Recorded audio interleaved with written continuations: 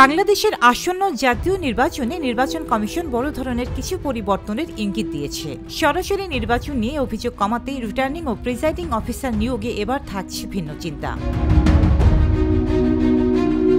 প্রধান নির্বাচন commissioner am Nasir Uddin জানালেন, যেসব এলাকায় জেলা প্রশাসকদের নিরপেক্ষতা নিয়ে প্রশ্ন রয়েছে সেখানে আর তাদের দিয়ে নির্বাচন পরিচালনা করা হবে না,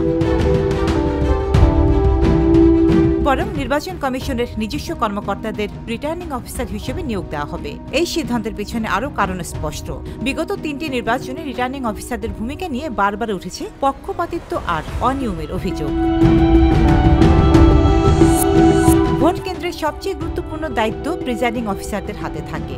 এ পর্যন্ত এই দায়িত্ব যেত সরকারি স্কুল কলেজের শিক্ষকদের হাতে, কিন্তু এবার সেই প্রথা ভাঙার সিদ্ধান্ত চলছে।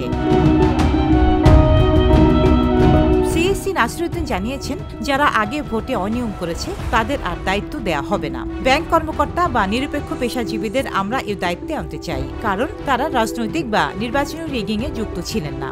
এই সিদ্ধান্তে নির্বাচন কমিশনের লক্ষ্য ভোট কেন্দ্রে স্বচ্ছতা নিশ্চিত করা।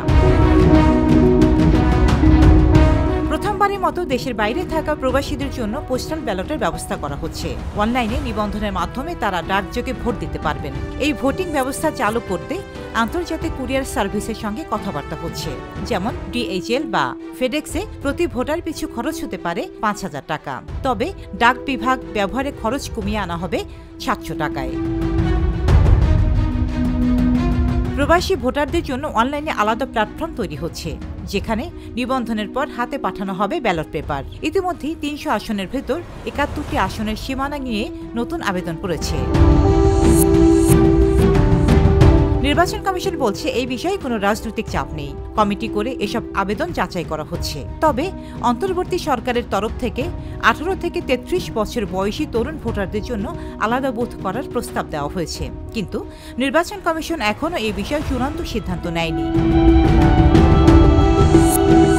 আগামী নির্বাচন ঘিরে নির্বাচন কমিশনের এসব নতুন সিদ্ধান্ত যদি বাস্তবায়িত হয়, তাহলে কিছুটা হলেও ভোটের মাঠে নিয়ন্ত্রণহীন অনিয়ম ঠেকানো সম্ভব হতে পারে, কিন্তু বাস্তবে কতটা কার্যকর হয় তা দেখবে পুরো দেশ। রোজিনা রোজি, দেশকাল নিউজ।